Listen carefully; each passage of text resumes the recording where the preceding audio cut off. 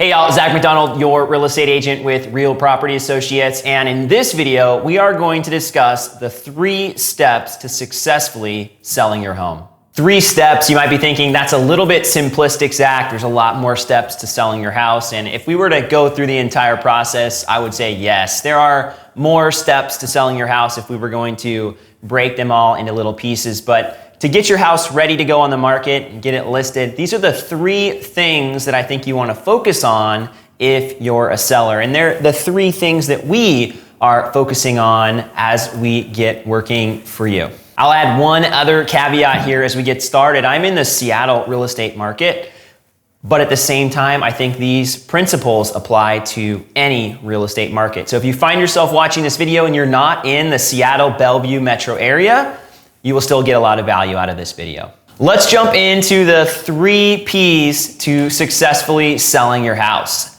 Number 1, preparation. When we talk about preparation, we're gonna be focusing on a few areas of the house, specifically the inside and the outside, and then we'll share a few other bullet points here. But the first part here, inside, we're gonna be focusing on maintenance. So any deferred maintenance on the inside, we're gonna wanna take care of that. We're going to want to either move out or declutter, so getting things out of the house, maybe excess items. If you have furniture in the home, we can use that for staging. We always have our designer come in and give recommendations. We can also have everything moved out and bring in staging furniture. So part of the process is either moving out or decluttering.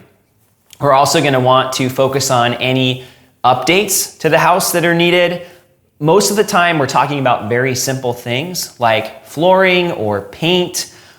Usually, it does not make financial sense to construct or do a major update. So a big kitchen update or a full remodel to the bathroom and the master usually doesn't bring that additional value right before listing.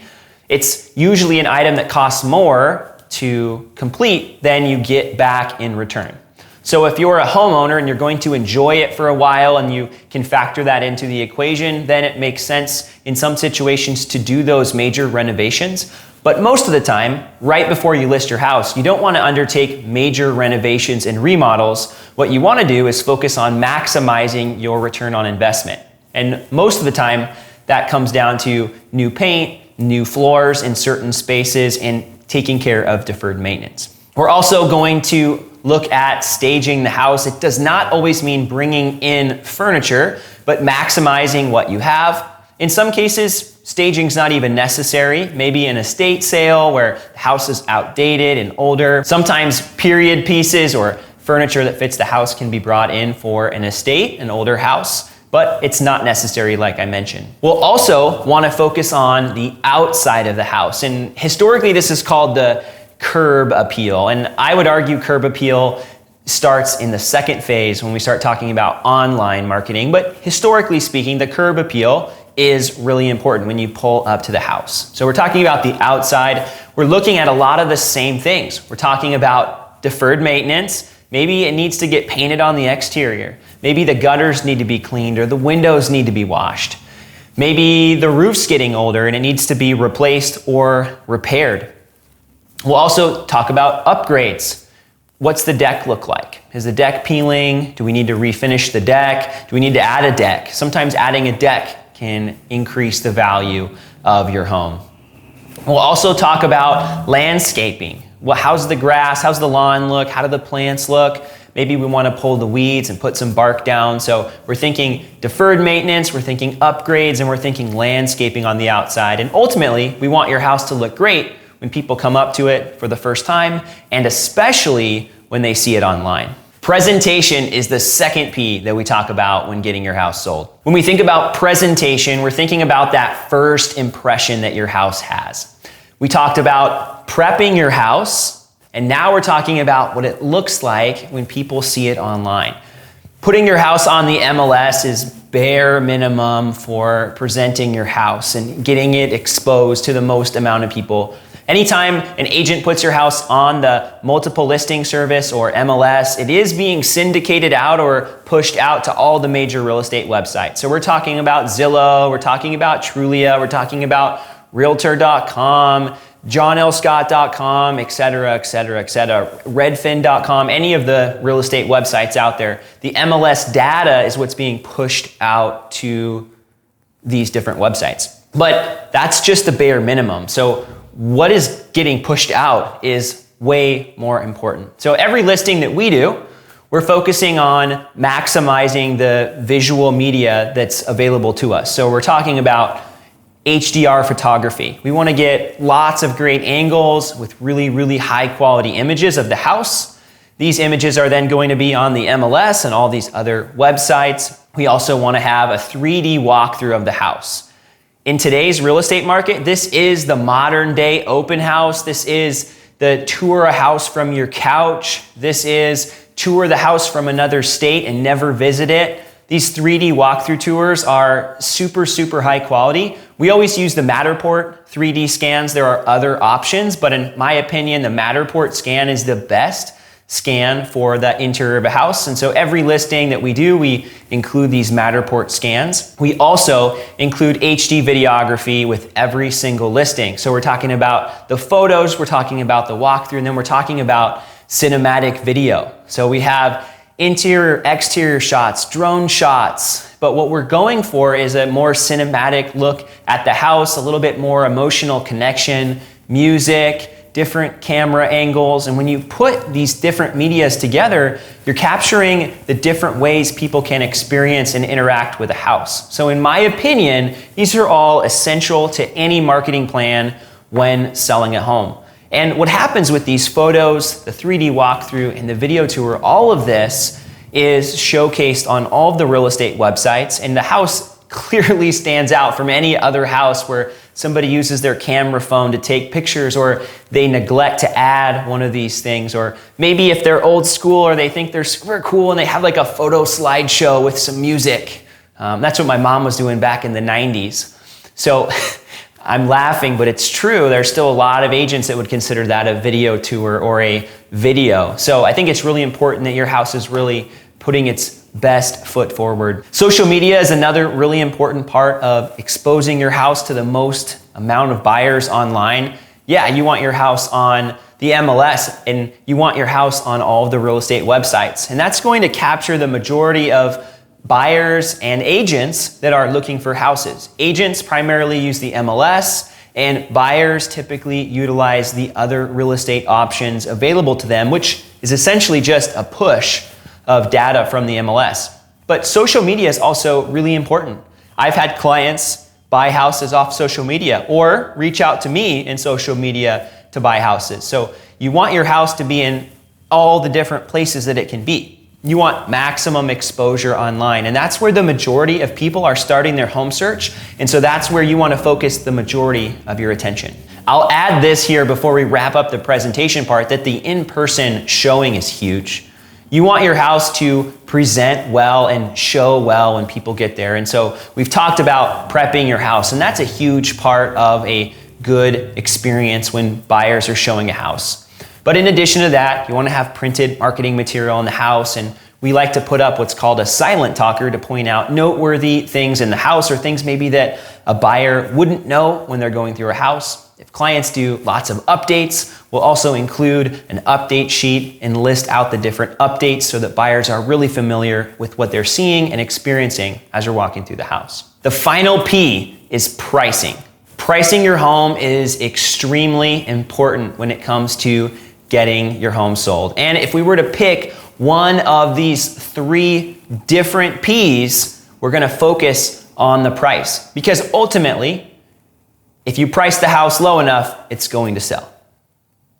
Now, if you're a seller, you don't wanna just give your house away and get the lowest possible price. So that's why we talk about preparation and presentation, but the pricing is a huge part and piece of the puzzle. And I would argue it's the most important, because people are going to be comparing your house with other houses that they see. So the first part of pricing is going to be what we call a market analysis, or a CMA, comparative market analysis. And that's where, as a real estate professional, I look at your house in person, and then I compare it with other houses that have sold in the near vicinity and in recent months, and we come up with a value range for the property. It's kind of like a online market analysis when you go on Zillow or Redfin. Those are the two most popular estimate tools, but both of them have massive flaws when it comes to telling you what your house is worth. Sometimes they're closer than others. If you live in a neighborhood of very similar houses or you live in a condo community, most likely the data is a lot more accurate. If you live in a place like I do in Seattle, Edmonds, Bellevue, somewhere in the metro area, most of the neighborhoods are not planned unit developments. Most of the houses are completely different from one to the next. And so the market analysis really captures the true value of your house a lot better than any kind of automated tool. And part of that is just by getting inside the house and laying eyes on the property. And then what we do is we talk about a pricing strategy after we come up with that value range. And ultimately, your house is worth what somebody is willing to pay for it. No more and no less. So the market conditions are a key part of this as well. Not only do we want to know what other homes have sold for recently, but we want to know what's going on in the market right now, today. Not 2 months ago, not 3 months ago, but right now. And in the current Seattle housing market, the home prices are continuing to climb and the market is really hot. It's what we call a seller's market. It's when there is lower inventory and there are a lot of buyers in the market and people are competing over the houses that are available. Let's put it this way. It's like there's one house and 10 buyers for every house. In a buyer's market, you have 10 houses and one buyer.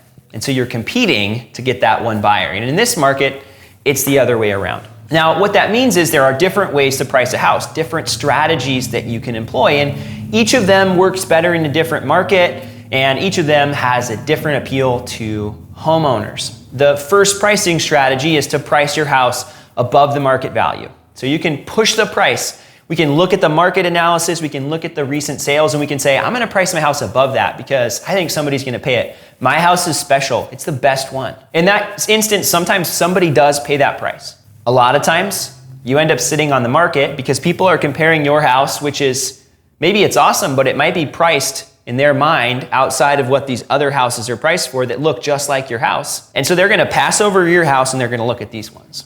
So that's the risk of pricing it high.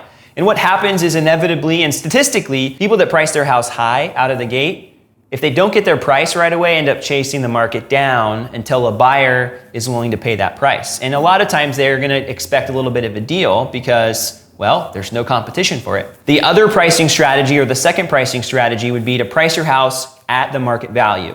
And that's going to be right in that sweet spot of the value range. So maybe your house is worth somewhere between $800,000 and $850,000. Okay, we'll give a bigger range. Maybe you price it at $825,000, right? That might be the market value, but you could price it up to $850,000 and it would still fall within that range. But what happens is the higher you price the house, the fewer showings you're most likely going to get, less activity, and maybe less competition, right? So there's weighing that variable as well. A lot of people are pricing their house at the very bottom of the value range or even below the value range to hopefully capitalize on the multiple offer frenzy and the activity and the amount of buyers in the market. So what we would call that is essentially allowing the market to decide the final price. And what we talked about at the beginning of this section is ultimately your house is worth what somebody's willing to pay for it. So if you were to price your house on the lower side of the value range in a seller's market, most likely you're going to get multiple offers after getting lots of showings, and then you're going to see that price actually get bid up above the asking price, potentially above the market value, even to that value or above where we were trying to push it from the start. So it depends on your, first of all, risk tolerance. Are you willing to potentially get a lower offer to maximize your frenzy? Or maybe the market's completely different. Maybe it's a buyer's market and not a seller's market. And in a buyer's market, you'll most likely want to price the house towards the top of the value range and hope to negotiate down a little bit, versus in a seller's market where you typically see the prices get bid up. So that's just a little bit of a framework for pricing your house. It's not exhaustive, but when we're thinking about price, it is super important, and how you choose to price your house has a big impact on the final sales price in the end. Thanks so much for watching this video on the 3 steps to successfully selling your house. If you found value in this video, I would appreciate it if you, first of all, give it a big thumbs up and maybe drop a comment down below. If you know somebody that can benefit from it, I'd really appreciate a share.